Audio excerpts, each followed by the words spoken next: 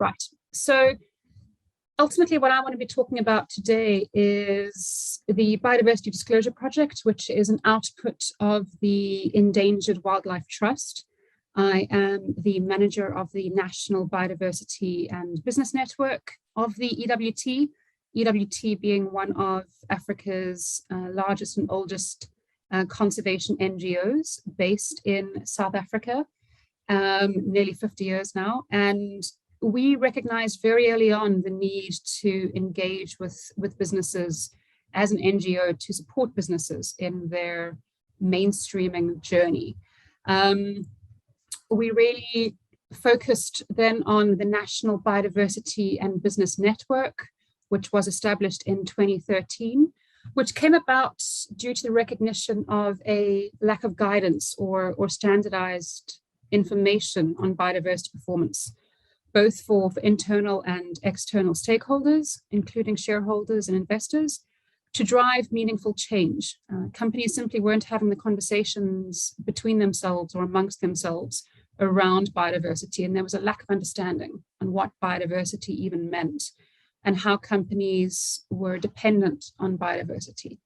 I think a lot of that conversation has changed in the last couple of years, particularly around climate change, but biodiversity has certainly lacked in this sphere where climate change and disclosures around climate change have become far more prevalent. So what we started doing within the National Biodiversity and Business Network is we developed mainstreaming guidelines.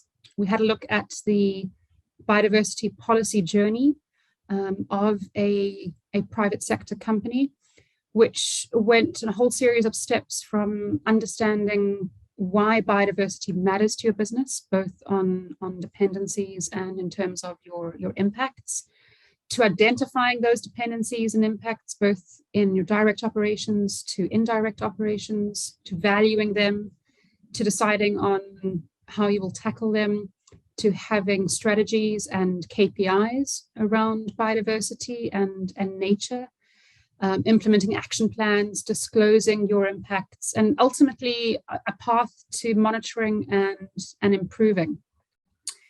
We broadly published these guidelines, and they were taken up, but they weren't taken up to a really great extent in as far as we would have liked them to. And we really wanted to understand the journey of a large corporate and what their policies were. And so these guidelines and this journey became the basis of our Biodiversity Disclosure Project, which is our annual biodiversity performance rating of all JSE listed companies. So all of the companies on the Johannesburg Stock Exchange, including some state-owned enterprises.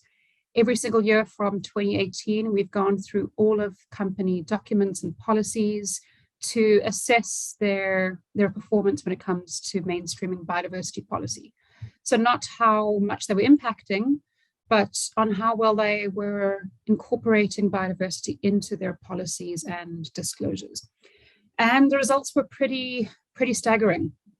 Our most recent assessment, because we're currently busy with the 2021 ratings at the moment, from 2020, only 79 companies out of 354 scored had any score above 0. So that recognized biodiversity or nature as being of material issue to their company. And I want to just unpack this a little bit more to understand where these large listed companies kind of fell in. There's a lot of reporting requirements for companies and a lot of reporting burden.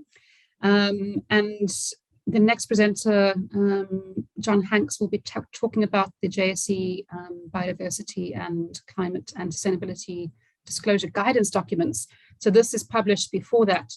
But ultimately, what we did in our disclosure assessments was have a look at a series of questions around mainstreaming. So these are the list of 8 questions we asked, very basic methodology. And each question scored out of 4. A score of 0 was where no information was available. So for example, question 5, if a company has a biodiversity strategy, targets and associated key performance indicators, if there was simply no information, it scored 0. 4 was the highest score for each question.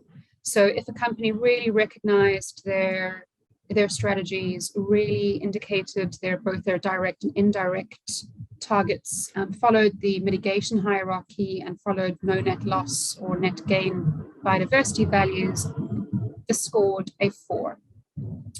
And so going through the chart here, you can see the average scores for each question. So from the very basic policy understanding to monitoring systems and continual improvement at question 8.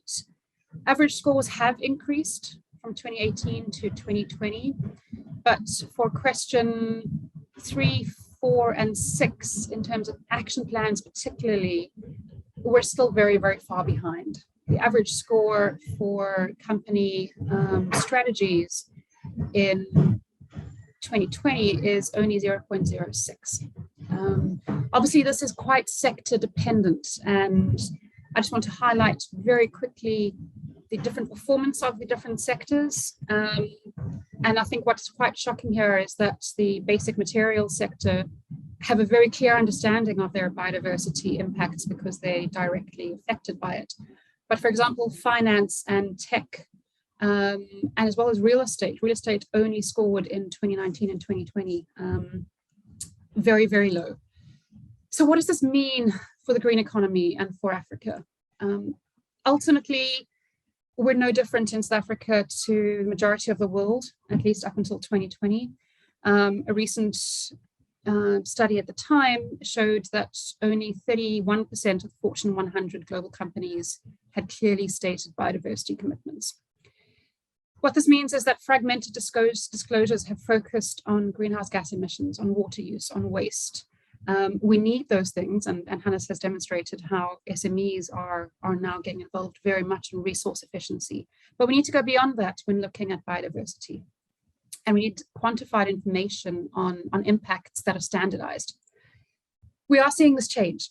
So the first biodiversity footprint for all direct operations was recently published for a mining company in South Africa, where we assessed 50,000 hectares of area, both in South Africa and the US, and derived to a fairly simple biodiversity footprint of 87% negative and 13% positive, from which targets and meeting those targets can really be disclosed and discussed in a public forum. And so some companies are showing real leadership in this space. There needs to be greater guidance and standardization.